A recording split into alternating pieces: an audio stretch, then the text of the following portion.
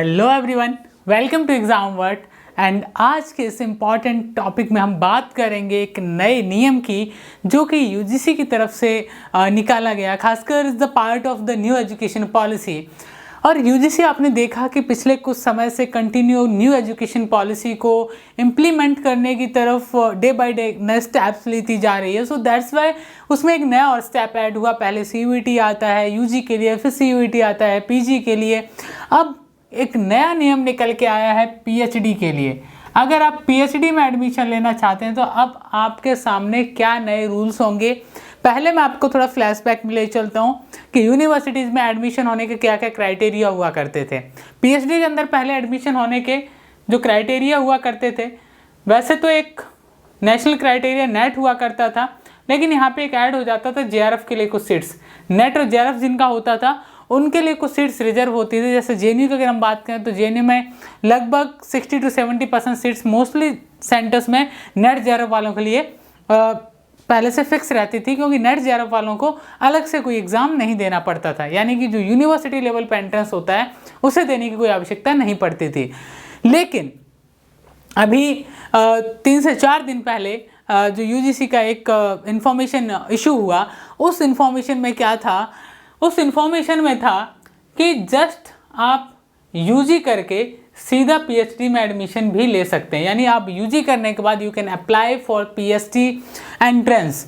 और दूसरी जो सबसे इम्पॉर्टेंट चीज़ रही, वो एक चीज़ क्लियर कर दी कि अब जो यूनिवर्सिटीज़ हैं, अगर हम यूनिवर्सिटीज़ की बात करें तो यूनिवर्सिटीज़ के पास खुद के उनको एक कोटा मिला है केवल 40% सीट्स का। यानी जो 40% सीट्स हैं टोटल सीट्स में से पीएचडी की, एक यूनिवर्सिटी में एग्जाम्पल से समझ लेते हैं, अगर 100 सीटें हैं किसी एक यूनिवर्सिटी में पीएचडी की, तो यूनिवर्सिटी के पास बचेंगी केवल ये 40 सीटें। ये 40 सीटों के ऊपर ही क्या ले सकता है, अपने जो एडमिशन है वो अपने बेस पे ले सकता है। क्लियर है।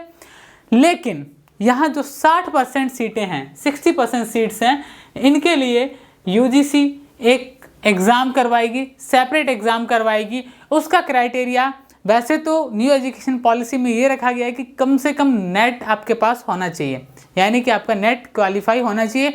लेकिन इस योजना के थ्रू ये कहा गया कि आप यूजी करके भी डायरेक्ट अप्लाई, क्योंकि न्यू एनईपी जो है, एनईपी 2021 जो है, उसके अंदर मेंशन किया गया है कि जब एनईपी पूरी तरह से लागू हो जाएगा देश के सभी यूनिवर्सिटीज़ में, सब यूनिवर्सिटीज ऑप्ट कर लेंगी, तो यहाँ पे जो आपका यूजी है ये हो जाएगा 4 इयर्स का। अब मान लीजिए आपने यूजी किया 4 ईयर का। बहुत सारे मेरे साथ के लोग, मेरे दोस्त और बहुत सारे स्टूडेंट भी ये सवाल पूछ रहे थे कि क्या अगर हम जेएनयू जैसी यूनिवर्सिटी में एडमिशन लेना चाहते हैं या किसी भी यूनिवर्सिटी में पीएचडी में एडमिशन लेना चाहते हैं, तो क्या जो 3 साल का ग्रेजुएशन जिन्होंने किया, जो इस साल फाइनल ईयर के एग्ज़ाम्स दे रहे हैं, क्या वो एलिजिबल हैं? तो उनके लिए निराश करने वाली बात है कि वो एलिजिबल नहीं है, क्योंकि उनके पास 4 साल का ग्रेजुएशन डिग्री प्रोग्राम नहीं है। और उसमें भी 4 साल के ग्रेजुएशन डिग्री प्रोग्राम में भी एक शर्त है, वो ये है कि अगर आपका सीजीपीए 10 है तो आपका मिनिमम जो मार्क्स है इसे अप्लाई करने के लिए जो क्राइटेरिया रखा गया वो रखा गया 7.5। अगर आपका 7.5 सीजीपीए आ रहा है out of 10, then you can apply just after UG. यानी अंडर ग्रेजुएट होने के बाद आप 7.5 का सीजीपीए लाके आउट ऑफ 10 आप अप्लाई कर सकते हैं। 2 क्राइटेरिया हैं, एक तो आपका यूजी कितने साल का होना चाहिए, 4 इयर्स का। दूसरा क्या होना चाहिए कि आपका जो मार्क्स हैं वो यूजी के फाइनल मार्क्स कितने हो चाहिए, 7.5, या फिर हम अगर 100% के हिसाब से देखें तो 75% आपके जो परसेंटेज के हिसाब से जिन यूनिवर्सिटीज़ में मार्क्स दिए जाते हैं तो वहाँ पे उनका 75 के अराउंड परसेंटेज चाहिए होगा। वो 70 तो चाहिए होगा। तो ये सीजीपीए या परसेंटेज की हम बात कर लें तो वो अप्लाई कर सकते हैं। दूसरा आता है आपका कि जो यूनिवर्सिटीज़ हैं, यूनिवर्सिटीज़ में पीएचडी के लिए जो रिसर्च पेपर वाला, उस पर हम एक और वीडियो बनाएंगे, उसमें हमारे ख्याति मैम उसको काफ़ी अच्छे से एक्सप्लेन करेंगे रिसर्च पेपर से रिलेटेड क्या चेंजेस किए गए हैं। लेकिन यहाँ पे एक जो सबसे इम्पॉर्टेंट पॉइंट है वो ये देखने वाला होगा कि ये जो 40% सीट्स रखी गई हैं यूनिवर्सिटीज़ के लिए कि आप अपने बेस पे एंट्रेंस करवाइए, आप अपने बेस पे इन सीट्स को फिल करिए। अब यहाँ पे ये देखने लायक होगा क्या यहाँ पे यूनिवर्सिटीज़ जेआरएफ के लिए इनमें से कुछ सीट्स को खाली रखती हैं या फिर ये 40% की 40% सीटों के ऊपर अलग से एग्ज़ाम करवाती हैं। ये अभी देखना होगा कि इसके ऊपर यूनिवर्सिटीज़ क्या फ़ैसला लेती हैं। और ये इंपॉर्टेंट भी होगा कहीं ना कहीं हमारे लिए जानना, क्योंकि आप में से बहुत सारे ऐसे लोग होंगे जो ऑफकोर्स बीए के बाद पीएचडी में जाना चाहते होंगे, जो इस साल एमए में होंगे वो ऑफकोर्स अगले साल पीएचडी में जाना चाहते होंगे, जिन्होंने पीएचडी नहीं किया वो भी प्लान कर रहे होंगे पीएचडी करने का।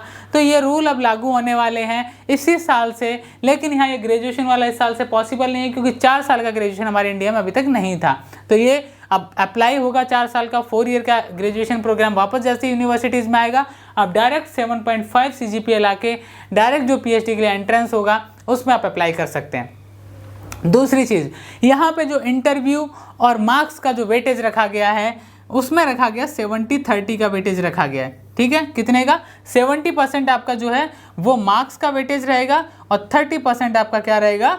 इंटरव्यू का वेटेज रहेगा। तो ये यहाँ पे एक देखने लायक बात है।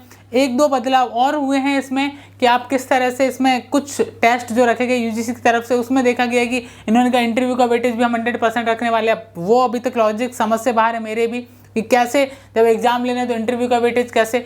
तो वो चीज़ें अभी समय के उपरांत आपको देखने को मिलेंगी कि क्या और बड़े बदलाव किए गए हैं। लेकिन एक चीज़ क्लियर है कि यूजीसी न्यू एजुकेशन पॉलिसी को इम्प्लीमेंट करने में जिस तीव्र गति से बढ़ रही है, तो ये जो 4 ईयर यूजी के बाद पीएचडी वाला जो प्रोग्राम है इसको 100% नेक्स्ट ईयर यानी कि 2023 से तो 100% अप्लाई कर दिया जाएगा। अगर इस साल जो बैच इंटेक किए जाएंगे यूनिवर्सिटीज़ में, देखने वाला होगा कि क्या ये आने वाला जो बीए है ये 2 साल इसको 1 साल एक्सटेंड किया जाता है, यानी कि आपका 3 से बढ़ा के इसको 4 ईयर किया जाएगा कि नहीं, ये अभी हमें देखना होगा। क्योंकि आप एलिजिबल तभी हैं जब पीएचडी से पहले आपने यूजी में 4 साल दिए हों और अपना ग्रेड कितना लाया हो, 10 CGPA में से 7.5। ठीक है, इसको परसेंटेज के हिसाब से भी आप रख सकते हो। अराउंड 70% के स्टूडेंट्स को ही एंट्री मिलेगा डायरेक्ट पीएचडी विदाउट नेट किए हुए। तो ये यहाँ पे एक चीज़ क्लियर है कि नेट जो है वो तो कंपलसरी रहेगा ही रहेगा आने वाले समय में। ऐसे जिनका इस क्राइटेरिया में जो लोग नहीं आएंगे उनके पास क्या ऑप्शन होगा? नेट ऑप्शन होगा, और वो नेट के थ्रू अपना पीएचडी के लिए अप्लाई कर पाएंगे। तो ये एक बेहतरीन ऑप्शन भी कह सकते हैं। लेकिन कहीं ना कहीं जो मेरा पर्सनल पॉइंट है वो ये है कि जब एमफिल ख़त्म किया गया था तो एमफिल एक ब्रिज के तौर पे काम करता था।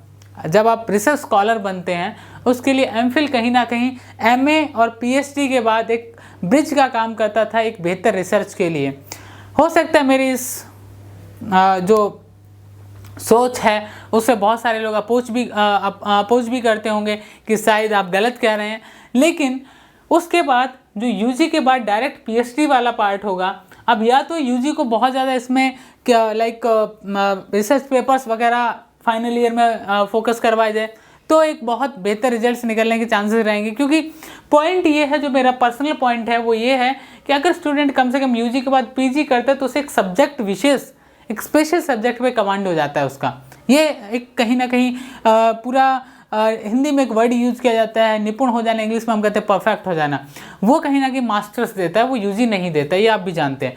तो कहीं ना कहीं अभी डिसीजन कैसा है कैसा नहीं है उसके ऊपर आने वाला समय बताएगा। लेकिन ये तय है कि आने वाले दिनों में आपको डायरेक्ट यूजी के बाद पीएचडी में एडमिशन लेना आसान होने वाला है। ये 4 साल की बीए वालों के लिए है। 2021-2022 में जिन्होंने बीए किया उनके लिए बिल्कुल भी ये काम का नहीं। ऑल्दो जो 2021 में देश की टॉप यूनिवर्सिटीज़ में या कहीं भी एडमिशन आपने लिया है वो भी एलिजिबल नहीं है, और 2022 में अब जो आएंगे इनका देखना होगा कि किस तरह से गवर्नमेंट जो यूजी है उसको 3 इयर्स तक रखती है या 4 इयर्स तक, ये देखने की बात होगी। और यही इसी के साथ शुरुआत होगी just after the UG with 7.5 CGPA out of 10 you can apply directly for PhD entrance exams on 60% seats or the 40% seats have universities. So universities अपना criteria खुद decide करेंगी। So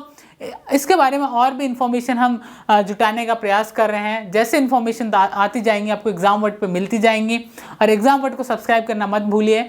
और वीडियो कैसा लगा कमेंट सेक्शन में comment करके ज़रूर बताइएगा। साथ ही साथ एग्जाम वर्ड ऑफिशियल जो टेलीग्राम चैनल है हमारा उसे ज्वाइन कर लीजिए। वहाँ पर आने वाले दिनों में कुछ दिनों में after the July we are going to start NET JRF classes like for the month of August and month of July. 2 महीने हम free of cost NET JRF की क्लासेस प्रोवाइड कराने वाले हैं। जो लोग नेट जेआरएफ की तैयारी कर रहे हैं तो वो भी जुड़ जाइए, एग्जामवर्ट ऑफिशियल टेलीग्राम चैनल को ज्वाइन कर लीजिए।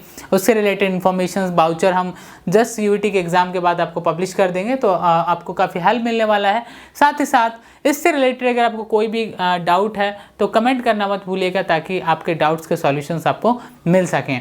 Thank you very much and wish you all the best. ध्यान रखिए क्राइटेरिया क्या है, UG 4 year, CGPA 7.5 out of 10। Wish you all the best.